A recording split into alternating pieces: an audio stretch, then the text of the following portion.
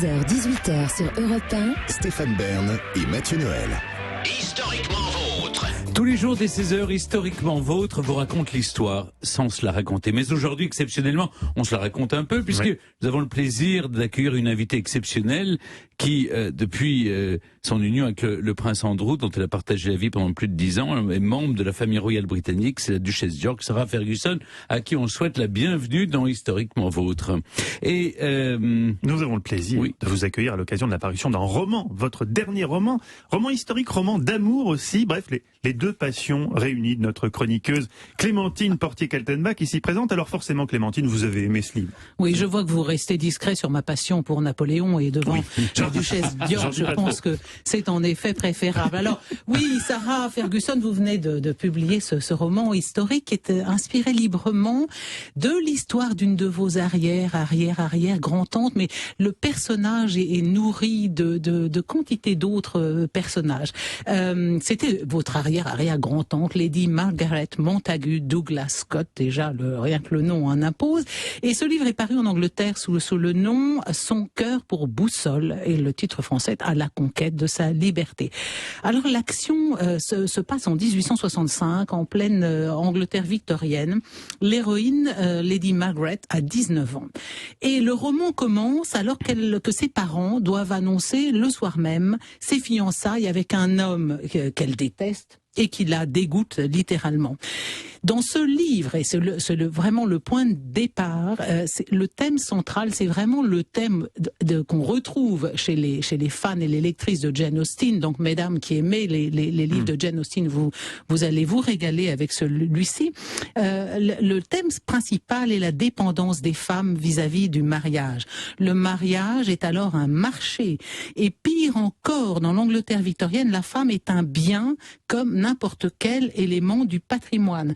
Lorsqu'elle se marie, tous ses biens, et y compris ses enfants, appartiennent à son mari. Juridiquement, elle est une mineure, une incapable. Et c'est d'ailleurs un grand paradoxe chez nos voisins et amis anglais. C'est qu'à la fois, ils ont eu des reines absolument, des figures majeures de l'histoire de la monarchie britannique, et en même temps, la femme est totalement minorée. Donc il y a ce paradoxe, on est dirigé par une reine qu'on respecte, mais la femme est un bien comme un autre. Et il y a même eu en Angleterre des ventes d'épouses jusqu'à à la fin du 19e. Alors dans le cas de Lady Margaret, ses parents possèdent des milliers de moutons. Donc tout naturellement, on lui a trouvé un fiancé dont les parents sont dans l'industrie textile. Bah oui, comme ça, voilà. Donc c'est vraiment le mariage patrimonial. Et elle sait qu'elle doit remplir son devoir, qu'elle ne doit pas décevoir ses parents, mais elle considère son futur mariage comme une soumission. Dans le monde où elle est née, elle doit constamment brider son naturel, sa vraie nature. Elle doit se couvrir elle est pleine de taches de rousseur, donc elle doit se couvrir le visage de poudre de perles pour cacher ses taches de rousseur, alors qu'elle est rousse, évidemment, on pense évidemment immanquablement à Sarah Ferguson, elle est rousse, on lui teint les cils et les sourcils en noir, parce que c'est la mode, on lui fait des coiffures alambiquées, pleines d'épingles à cheveux qui la blessent, et elle dit « je voudrais pouvoir lâcher mes cheveux, avoir le sentiment qu'une partie de moi-même au moins est libre ». Attifée comme une poupée pour le bal des débutantes, elle trouve qu'elle ressemble à un paquet cadeau. Voilà, donc que va-t-elle faire ? Ses fiançailles vont être annoncées. Eh bien, elle suit son instinct. Elle décide de partir, de ne pas faire ce qu'on attend d'elle, de se rendre maîtresse de son propre destin. Et ses aventures la conduiront des bas quartiers de Londres jusqu'aux États-Unis. Elle aura d'ailleurs un peu le même destin que Jane Austen, parce qu'elle aussi va devenir écrivaine. Mais là où la comparaison s'arrête, c'est que Jane elle ne s'est jamais mariée, Jane Austen, alors que Margaret, elle, connaîtra l'amour, même si je ne veux pas tout dévoiler. Donc c'est la comparaison, ça s'arrête là. Merci beaucoup Clémentine. Alors Sarah Ferguson, là, on ne peut pas éviter la comparaison parce qu'elle est flamboyante, elle est rousse comme vous. Il y a beaucoup de vous dans cette héroïne de Lady Margaret, plus que la chevelure. Eh bien, ça fait 15 ans que je voulais écrire ce roman. Parce que j'ai toujours voulu savoir d'où me vient mon caractère. J'ai un caractère très fort. Moi aussi, j'ai dû cacher mes taches de rousseur. Moi aussi, je suis rousse. Je ne sais absolument pas pourquoi je prends certaines décisions, pourquoi je fais certains choix. Ça vient vraiment du fond de mon cœur. Et en cherchant, je suis tombée sur Lady Margaret. Dans ma famille, et à l'époque, dans les années, au 19e siècle, tout le monde écrivait en fait sur ses frères. Elle était complètement laissée de côté. On ne sait rien d'elle. Donc j'ai pris cet ancêtre et je me suis dit, tiens, si je lui fabriquais une vie. Et en essayant de comprendre cet ancêtre que j'ai et mon histoire, essayer de comprendre ma propre vie, j'ai compris en fait que la véritable noblesse, c'est quelque chose qui vient de l'ADN et qui vient du cœur plutôt que du titre, qui vient de cette bonté d'âme. Et ce qu'il y a de plus important, c'est que j'ai compris d'où vient l'humilité, d'où vient la force de caractère, je crois. Et en écrivant ce livre, j'ai pu prendre confiance sur ce que je suis et j'ai pu comprendre ma relation à la vie et la considération que j'ai pour la vie. Et tout ce que je dis dans le livre, tout ce que j'écris, c'est vraiment mon propre rapport à la vie. Quand je racontais que je suis sortie hier de la gare du Nord, j'ai vraiment ressenti cette sensation de liberté. J'ai l'impression que je pourrais faire le tour de l'Europe. Je regardais par la fenêtre, je regardais la tour Eiffel et j'avais cette sensation, cette impression de magie. Et dans le livre, c'est ce qui se passe pour Lady Margaret quand elle s'enfuit, littéralement, quand elle fuit comme une Cendrillon juste avant minuit. Elle s'échappe. Et bien sûr, elle va tomber sur un homme qui n'a pas de jambes et qui vend des allumettes dans la rue. Et bien sûr, j'ai tout inventé. Mais cet homme qui est très important dans le livre, je voulais lui rendre hommage, je voulais rendre hommage à son courage. Et ça me rend dingue de parler de tout ça, y compris de cette misère, en étant là dans le studio avec vous. C'est un livre que vous aviez en vous depuis 15 ans déjà. Pourquoi seulement maintenant? Est-ce qu'il y a des choses qui vous retenaient d'écrire ce livre encore pendant quelques années? Oui, ce n'était pas le bon moment, parce qu'il y avait la pandémie. En fait, c'est la pandémie qui m'a offert le temps, qui m'a permis de l'écrire. Au lieu de rester là à me dire, oh mon Dieu, le Covid, la pandémie, je me suis échappée, évadée grâce à ce livre. Je crois que le secret de tout bon roman de Jane Austen ou tout autre grand auteur ou autrice littéraire, que ce soit Balzac ou Jane Austen, c'est ce sentiment de s'évader dans un autre monde. Et c'est pour ça que ce livre n'est pas simplement un livre, il parle vraiment de moi, même si je ne le dis jamais. J'ai vraiment ressenti chaque instant de la vie du personnage. Vous le dites très justement, votre principale source d'inspiration pour écrire ce personnage principal, c'est votre arrière-grande-tante, Lady Margaret Montagu Douglas-Scott. Qui était-elle au fond? Vous auriez presque pu écrire une biographie historique de sa vie qui est terriblement romanesque. On sait très peu de choses sur elle. Qui était-elle? Je suis évidemment complètement d'accord. Mais quand je me suis engagée dans l'écriture d'un roman, je n'ai pas pu faire une autobiographie de Lady Margaret. Ce qui est intéressant, cependant, c'est que tous mes ancêtres rousses, Lady Margaret, et puis en remontant plus loin, il y a encore une Margaret. Elles s'appellent toutes Margaret, elles sont toutes rousses. Et l'une d'entre elles était la femme du gouverneur d'Australie. C'est elle qui a inauguré le terrain de cricket de Sydney il y a un siècle presque hier. Et cette Lady Margaret du livre, elle a suivi son cœur. Est-ce qu'on peut dire ce qui se passe dans l'histoire, Clémentine? Je ne sais pas. Je ne veux pas que les gens renoncent à acheter le livre.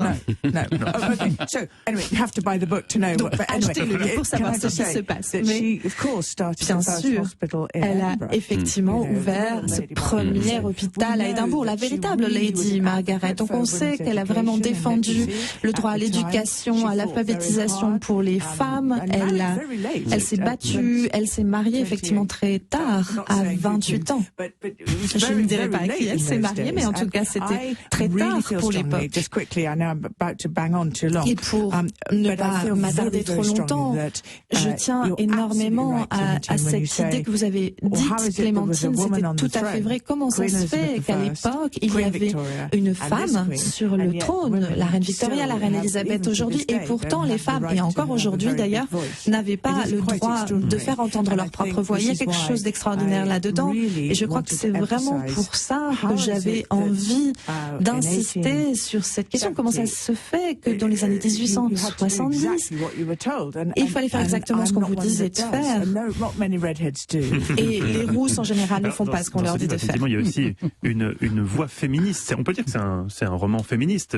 C'est très important pour vous de mettre en avant des héroïnes femmes.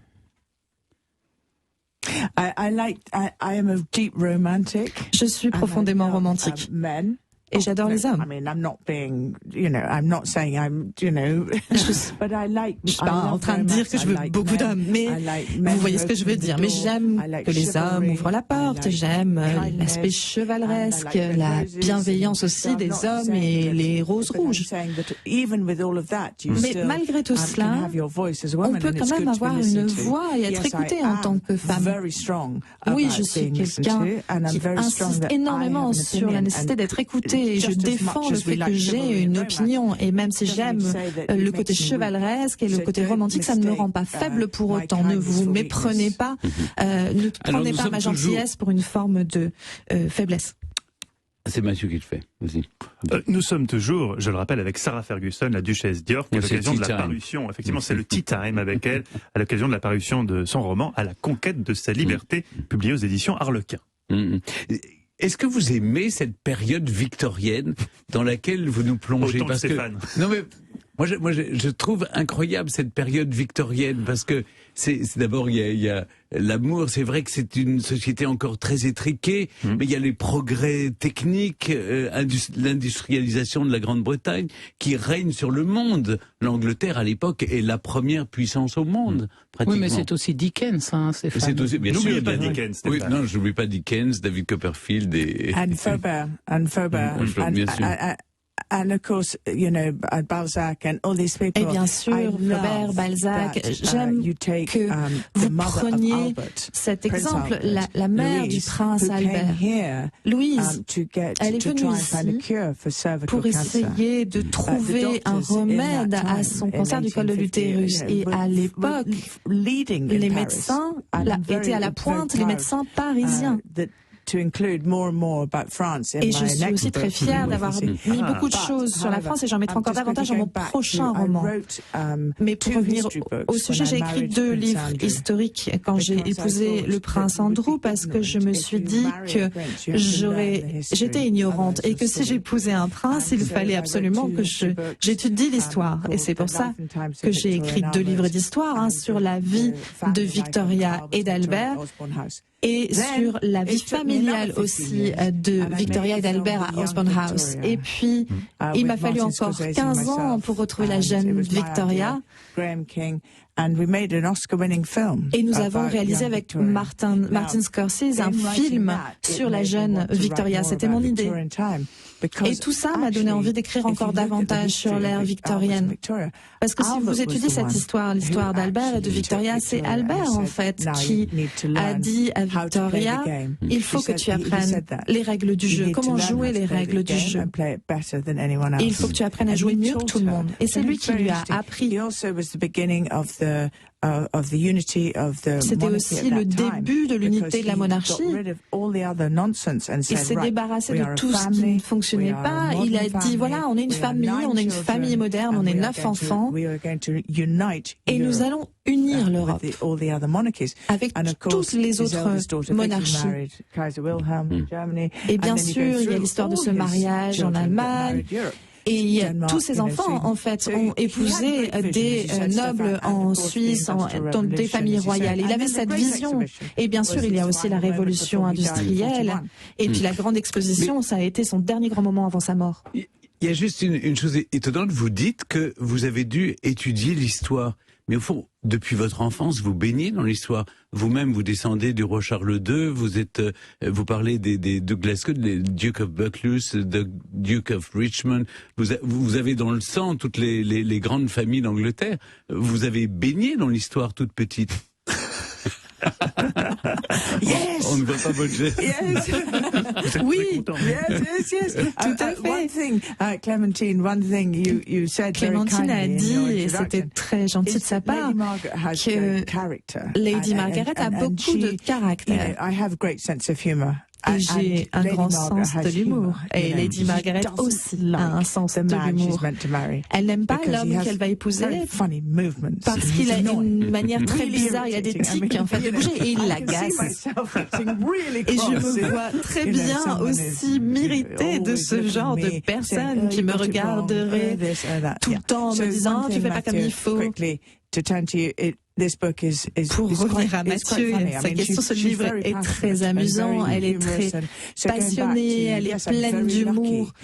Et donc oui, j'ai beaucoup de chance. Stéphane, c'est moi qui ai énormément de chance d'être face à vous aujourd'hui. Je vis tous les rêves possibles et en même temps je suis là avec vous aujourd'hui et c'est vraiment formidable. Imaginez-moi qui vois Stéphane Bern tous les jours de ma vie. C'est vraiment un cadeau du ciel. Chaque jour je remercie le Seigneur. Sarah Ferguson, vous êtes avec nous pour ce livre qui paraît aux éditions Harlequin, une maison d'édition connue pour ses publications de romans à l'eau de rose, comme on dit en France. Les romans d'amour, est-ce que vous aimez les lire? Ça fait partie de la littérature que vous aimez? J'adore. J'adore tout ce qui me permet de m'évader, tout ce qui repose sur l'imaginaire, qui développe mon imagination quand je lis le roman. On a parlé de Jane Austen tout à l'heure avec Clémentine. Je la trouve fascinante et je trouve fascinant qu'elle nous embarque dans un tel voyage. Elle fait partie de mes icônes. Et oui, j'adore les romans sentimentaux. J'aime que la lectrice doive utiliser sa propre imagination et dans ce livre en particulier, c'est la lectrice qui fait le travail, le lecteur, la lectrice. Dans tous mes livres, c'est ce que je fais. Ma fille Béatrice m'a dit, mais enfin, il a fallu que je fasse tellement de recherches, il a fallu que je m'engage tellement auprès d'un personnage, que je mette tellement de passion et puis on tourne la page et puis ce qu'on pensait ne s'est pas produit. Et je me suis dit, tiens, c'est exactement ce que je voulais. Donc c'est Jane Austen revisitée. Est-ce qu'il y a aussi des romans français qui vous ont inspiré ou en tout cas que vous aimez lire?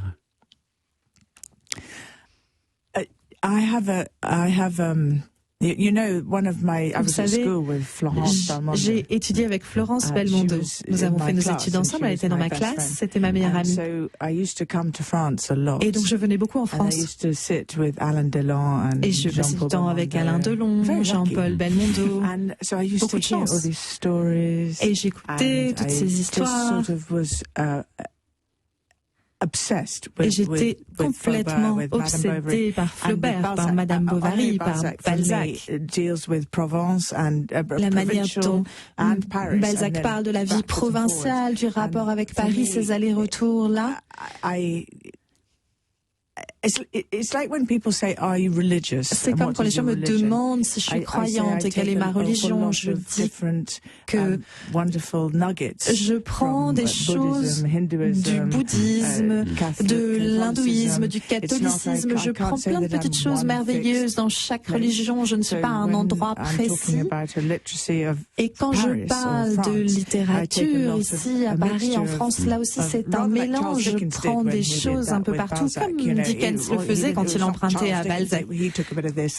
Mais voyez-vous, madame, il y a Françoise Giroud, qui était une très grande journaliste française, à qui on avait demandé quelle était sa phrase préférée de la littérature française, citait justement Madame Bovary de Flaubert, et à propos d'Emma Bovary, Flaubert écrit « Elle voulait à la fois mourir et habiter Paris ». Et c'est une des contradictions de Margaret, justement, c'est qu'elle est à la fois, elle est partie prenante de cet univers et elle veut s'en échapper. Il y a quelque chose d'Emma Bovary, mais d'une Emma Bovary qui aurait réussi parce qu'elle trouve le bonheur.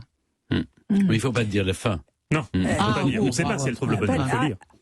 But Clementine, it's interesting that. Mais Clémentine, ce qui est intéressant, c'est que j'ai eu cette chance d'être effectivement immergée dans l'histoire.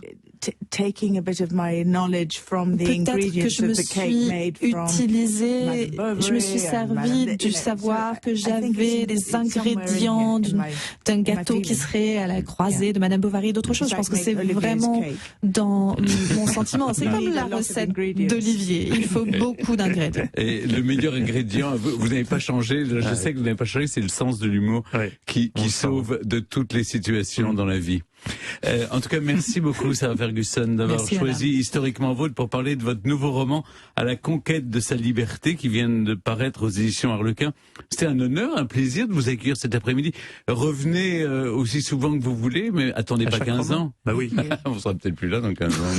Okay, but can I just say thank you very much? Je peux juste vous remercier.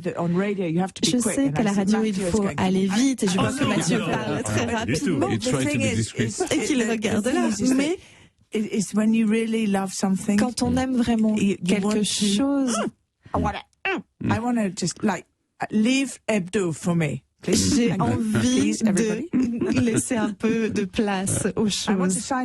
Et j'ai envie de prendre le temps de signer votre livre aujourd'hui. Merci beaucoup. Merci beaucoup, c'était un plaisir, vraiment. Merci à vous, merci beaucoup à vous tous. Lovely to see you again, Stéphane. Et c'était très chouette de vous revoir, Stéphane.